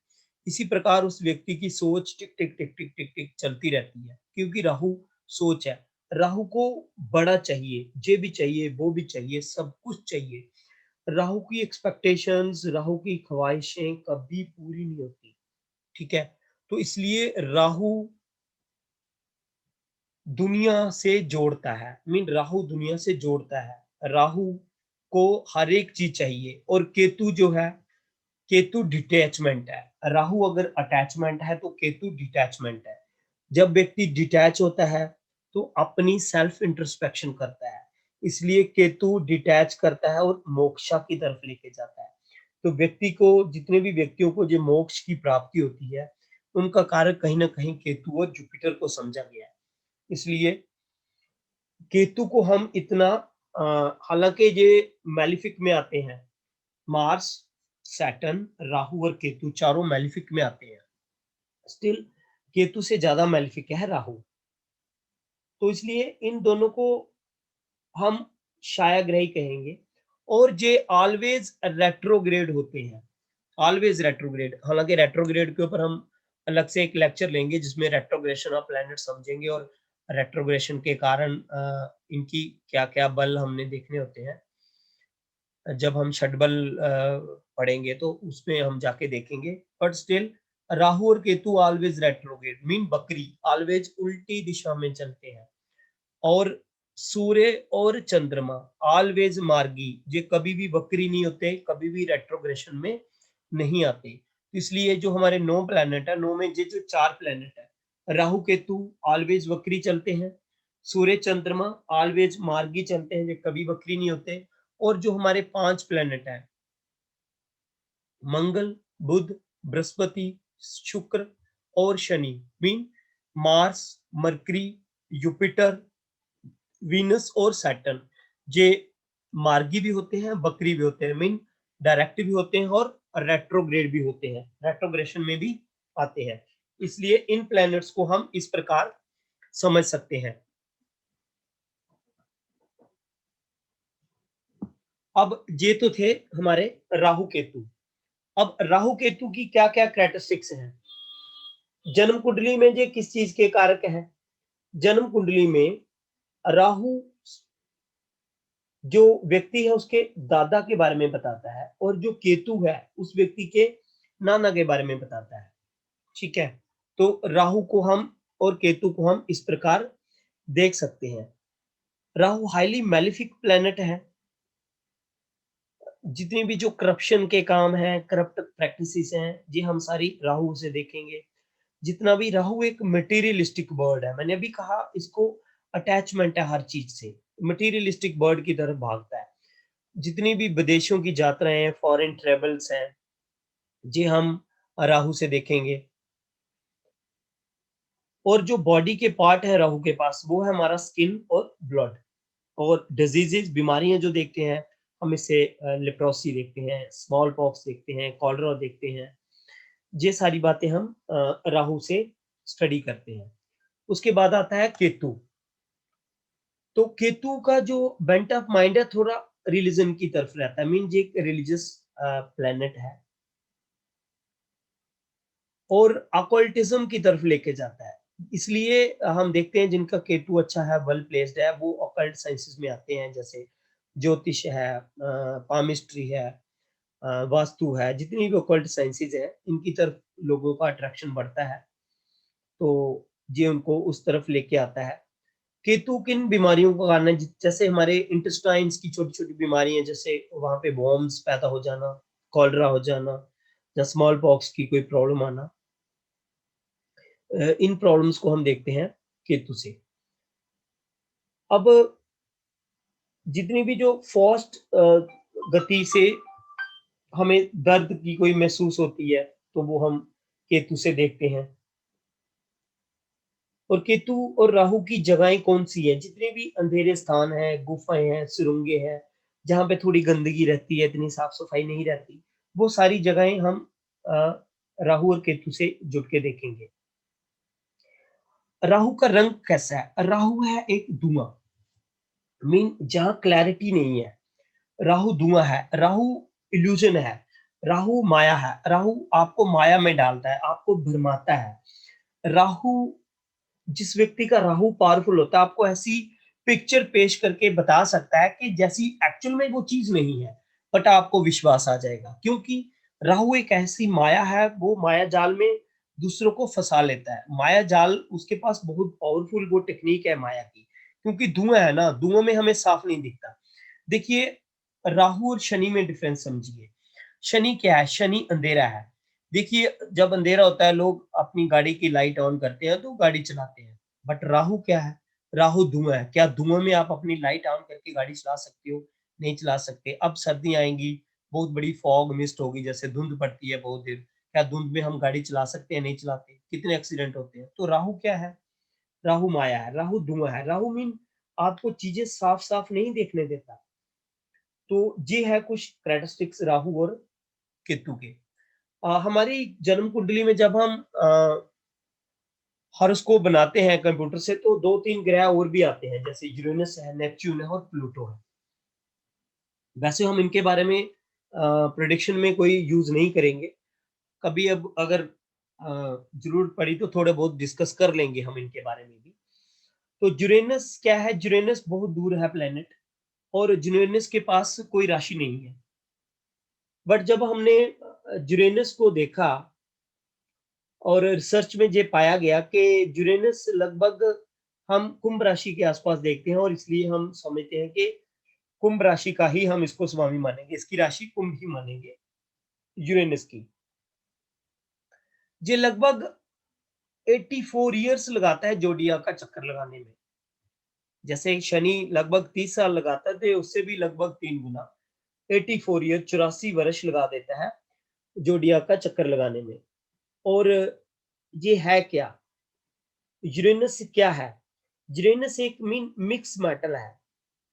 ठीक है, जितनी भी खगोलीय चीजें हैं, जैसे रेडियम है, जहाँ बिजली का जो सामान है, ठीक है, गैस है, ये सारी चीजें हम यूरेनस से देखेंगे। जैसे दवा खाना है, जहाँ बैंक है, कोयले की खान है, ठीक है, कोई स्विमिंग पूल है, कोई मशीनरी है, इन चीजों को हम यूरेनस से देख सकते हैं।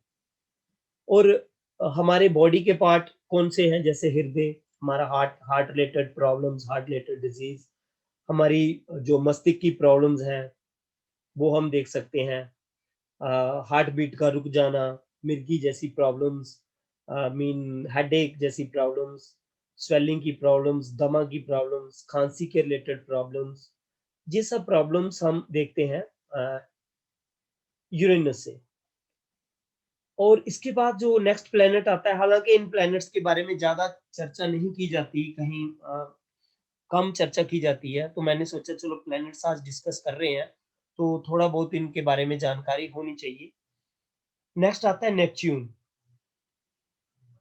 तो नेपच्यून की भी अपनी कोई राशि नहीं है, बट ऐसा पाया गया है कि रिसर्च में कि it feel good in Pisces.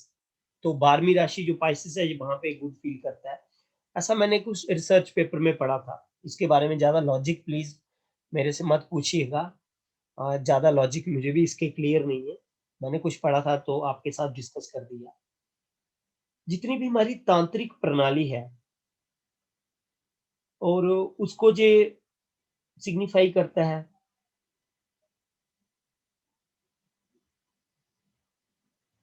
और ये जो नेपच्यून है, जितने भी हमारे जो नेवी के एरियाज हैं, उनको जो सिग्निफाई करता है, हमारे हॉस्पिटल्स हैं, ठीक है, हमारे गुप्त जो संगठन है, जो हमारे मीन जैसे सिक्योरिटी की जो सीक्रेट ऑर्गेनाइजेशंस रहती हैं, ठीक है, उनको जो सिग्निफाई करता है, जो मीन रिफ्यूजी कैंप रहते हैं, शरणार्थी शिविर जिसको बोलते हैं, वो रहते हैं, उनको उन चीजों को जो सिग्निफाई करता है। हमारे बॉडी पार्ट में हमारी आंखों के रिलेटेड जो प्रॉब्लम्स रहती हैं, और मेंटल जो हमारी डिजीज है, जैसे पागलपन जैसे, और जैसे कोढ़ का रोग है, कुष्ठ रोग है, जैसे जहाँ एलर्जी की रिलेटेड जो प्रॉब्लम्स है, उनसे रिलेटेड करके इनको देखा जाता है। पेट्रोलियम प्रोडक्ट, चाय वगैरह, अफीम वगैरह से भी इसका रिलेशन देखा गया है। जैसे हम ड्रग्स लेते हैं, जो सोने वाली नींद की गोलियां लेते हैं, उससे भी रिलेटेड हमने इसको देखा गया है, ऐसा इसके बारे में चर्चा है। नेक्स्ट प्लैनेट है प्लूटो। तो प्लूटो, अभी हमने बात की नेपच्यून के बारे में, तो नेपच्यून लगभग 147 ईयर लगाता है, 147 ईयर जोडिया का ट्रेवल करने में। तो देखिए कितने साल लगाता है ये। अब उसी पे देखो तो प्लूटो 249 ईयर का समय लेता है इसको ट्रेवल करने में। तो देखिए 249 ईयर बहुत लंबा समय रहता है, इट मीन आपकी पूरी लाइफ में जो कुछ एक ही राशियां जो है ये क्रॉस करेगा। और जनरली इसको देखा गया है कि इसकी अपनी तो कोई खास कैरेक्टरिस्टिक्स नहीं है, क्योंकि बहुत दूर है, क्योंकि प्लैनेट्स जो हमारी लाइफ के ऊपर इफेक्ट करते हैं, वो उसकी जो मूवमेंट से मैग्नेटिक एनर्जी प्रोड्यूस होती है उससे करते हैं। क्योंकि जो डिस्टेंस इसका बहुत दूर है, इसलिए इसका इफेक्ट इतना आता नहीं है। और generally it has been seen that कि जिस राशि में जो गोचर कर रहा होता है और जिस नक्षत्र में जो गोचर कर रहा होता है, उस राशि और उस नक्षत्र के ये जो कैरेक्टरिस्टिक्स हैं, जो सिग्निफिकेंसेस हैं, उनको अडॉप्ट करता है और उनको आगे फिर रिफ्लेक्ट